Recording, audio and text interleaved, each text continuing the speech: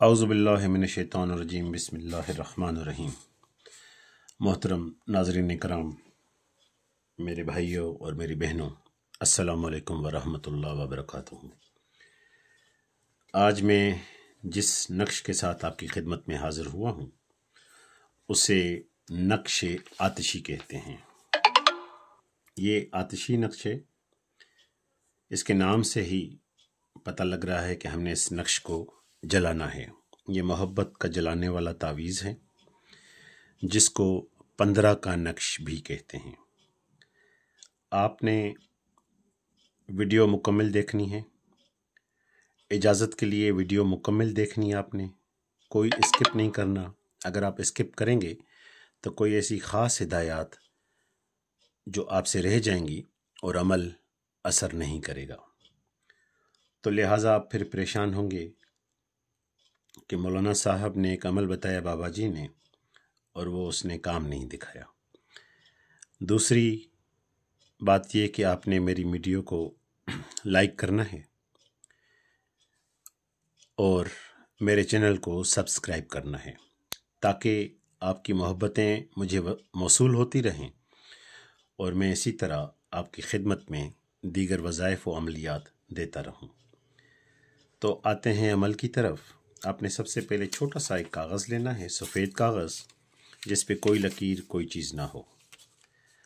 आपने एक छोटा सा कागज़ लेके उस पे 3 बाय 3 का खाना बनाना है, जिस तरह मैं बना रहा हूँ। ये अगर लकीरें टेढ़ी भी हो जाएं तो कोई मसला नहीं है, क्योंकि मैं आपको अमल सिखा रहा हूँ। लेकिन आपने ये कोशिश करनी है कि बराबर लकीरें हों हर कोने से, और हर जगह से ही आपकी लकीरें बराबर होनी चाहिए।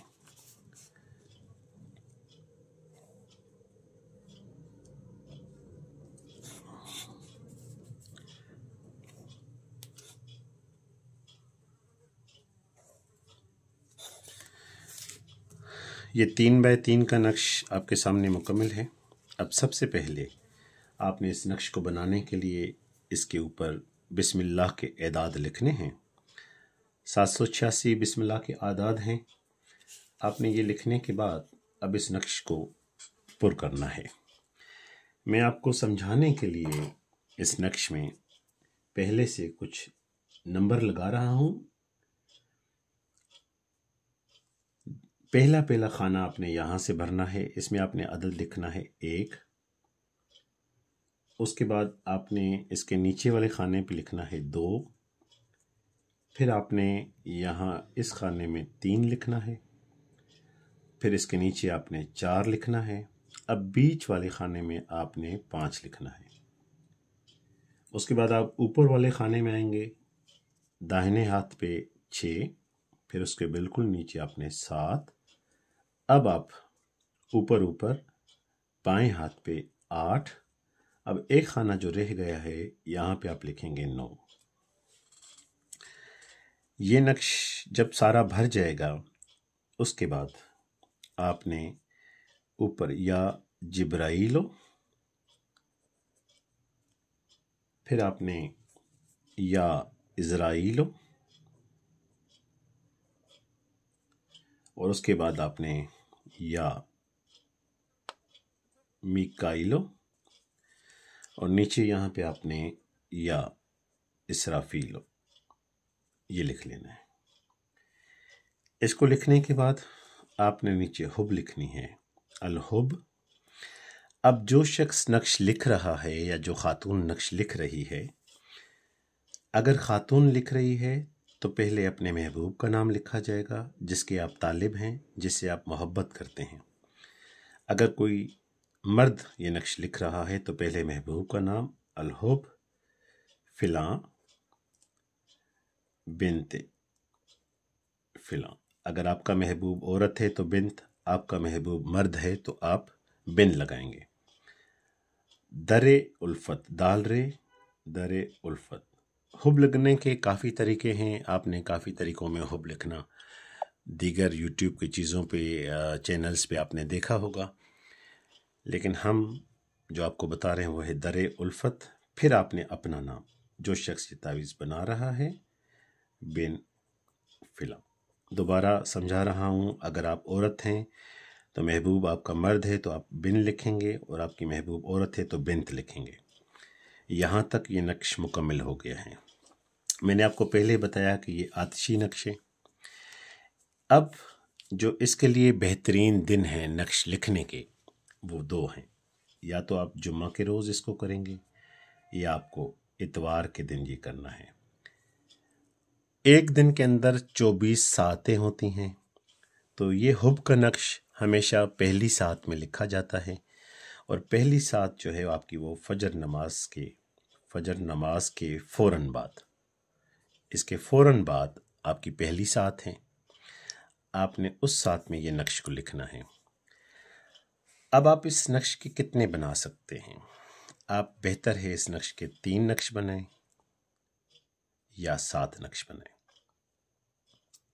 आपने एक ही दिन बैठ के सारे नक्श बना लिए भी बेहतर, और अगर आप हर दिन सुबह उठ के नया नक्श बनाते हैं तो और बेहतर। अब जब नक्श बन जाएगा तो आप इस नक्श को मुकम्मल तौर पे लपेटेंगे। आप जिस भी तरह इसको लपेटें, जिस तरह से आपको आसानी हो, आप इस नक्श को लपेट लें।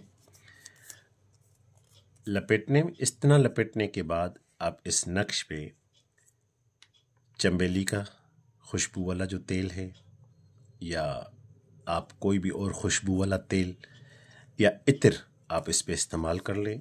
आपने क्या करना है, आपने एक इत्र लेना है। आपने एक इत्र लिया खुशबू वाला, और इस नक्श को इतना लपेटने के बाद आप उस इत्र को ऐसे इस पे लगा देंगे।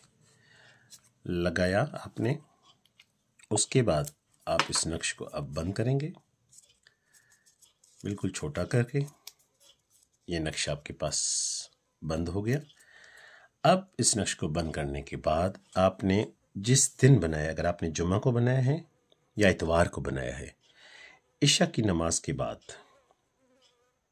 इसीलिए मैं आपसे गुजारिश कर रहा था कि वीडियो को स्किप ना करें। बहुत सारी चीज़ें आपको वीडियो में बताई जाएंगी। इशा की नमाज के फ़ौरन बाद आपने इस एक नक्श को एक दिया लेना है। एक दिया लेके आपने उस दिए के अंदर इस नक्श को आप चाहें इस तरह भी जला सकते हैं, इस पे खुशबू वाला तेल या इत्र लगा हुआ है, या दोबारा चंबेली का तेल लगा के आप इसको दिए के अंदर रख के आग दे दें, और दिए का रख आप अपने महबूब के घर की तरफ कर लें। अगर आप इस तरह नहीं जलाना चाहते हैं, आप नक्श को सिर्फ इतना खोल लें, खोल के इसकी बत्ती बनाएं। आपने ऐसे लंबा कर लिया, आपने इसको चंबेली के तेल में डालना है। दिए के अंदर तेल डालें, आपकी मर्ज़ी, या इसको मुकम्मल तेल लगाए, आपकी मर्ज़ी है। आपने रख के और इस नक्श को आपने आग लगा देनी है। अब बात यह है कि अगर आपका नाम, लोगों के बहुत सारे नाम होते हैं, जैसे मोहम्मद के नाम पे नाम है मोहम्मद अली, अब्दुर्रहमान, सैफुर्रहमान, तो ये जो जितने भी पाकीज़ा इस्लामी नाम हैं, उसके लिए बेहतर है कि आप फ़िलां की जगह पे, अगर नाम है मोहम्मद अली, अब आप इनके एदाद निकालेंगे। आदाद निकालने के लिए हरूफ अबजद का इस्तेमाल होता है। हरूफ अबजद, ये आप इंटरनेट से, इसकी ऐप है एक, वो भी ले सकते हैं। गूगल पे जाके डायरेक्टली आप अपने नाम के अबजद निकाल सकते हैं। तो फ़िलां बिनते फ़िलां अगर आप महबूब करना है, तो आप फॉर एग्ज़ाम्पल इसका नाम मोहम्मद है, तो इसके एदाद हैं, जो भी इसके एदाद अबजद में आते हैं, तो वो आप लगाएंगे। अगर यहाँ पे आपकी जो आपका महबूब है उसका नाम भी कोई पाकीज़ा है, तो आपने एदाद निकालने हैं।